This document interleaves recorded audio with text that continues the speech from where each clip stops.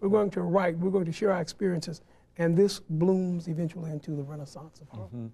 And so the Harlem Renaissance came as a result out of some of the activities and some of the feelings, some of the ideas that had perhaps been generated by the First World War. First World War, and actually it goes back to the very beginnings of American slavery. When I'm subjugated to inferior status, when I can be enslaved, it says that I'm some way different, if not inferior. You can't enslave an equal. You don't continually enslave someone that's equal. So a whole new system had to be developed, new ideas regarding race to allow me to be subjugated.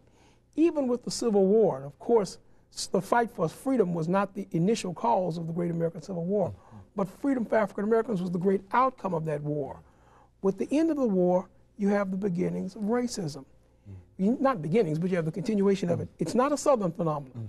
We think of it initially as a Southern phenomenon, but now, as African Americans move throughout the country, as the great migration continues, they're subjugated to status, to being subjugated because of race. After World War I, these young men, these intellectuals, they explode. They begin to write and paint and produce. That becomes the Renaissance. And that was the focus of the Renaissance. And so in a real sense, it's a cultural movement as well as an historical movement because of the chronology of it makes it history. Well, in a while, we'll talk about a project that I'm very fond of. They're called Two Paths to Progress. It's all of those paths which lead me to self-identity. Great influence was also, and we'll discuss, I hope, the Crisis and the Opportunity magazines. These two outlets will allow African Americans to express themselves in literature, in art, in culture.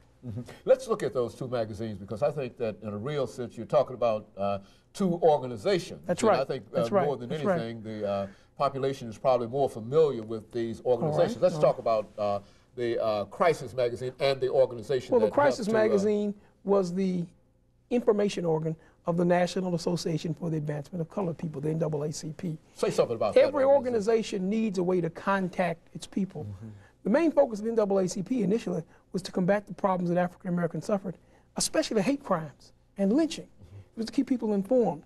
When the national media wasn't carrying stories pertinent to the struggles of African Americans post-World War I, the Crisis magazine, it carried those stories, but it also decided to include literature and expression. When black writers couldn't get published in Harper's Weekly, when black writers couldn't have their works reviewed in the New York Times, suddenly there's a Crisis magazine. Opportunity becomes the same organ, a way of communication for the Urban League. So these two pieces of media pieces, especially the Opportunity and Crisis, both in New York initially, and eventually the Opportunity will move to Chicago with the Urban League. But the young writers and thinkers, they come to have their works published. A young writer, if you're a writer, you want to see your word in print. And the ideas that these writers are expressing become the same ideas that most of the aspiring new black intellectuals are expressing. A feeling of frustration with America. These experiences become important. And of course, all of these things will come together. And it will take on the generic name of what? The Harlem Renaissance. The Harlem Renaissance, the rebirth. A birth of culture, a rebirth of culture. You know, prior to this, Americans of African ancestry were colored. They weren't black, they weren't Negro. Suddenly there becomes this new. Very good. And of course, Dr. Mitchell, let us take this first commercial break, after which we'll come back and we'll continue this conversation on the Harlem Renaissance. And we'll be back with our audience following this very, very short commercial break.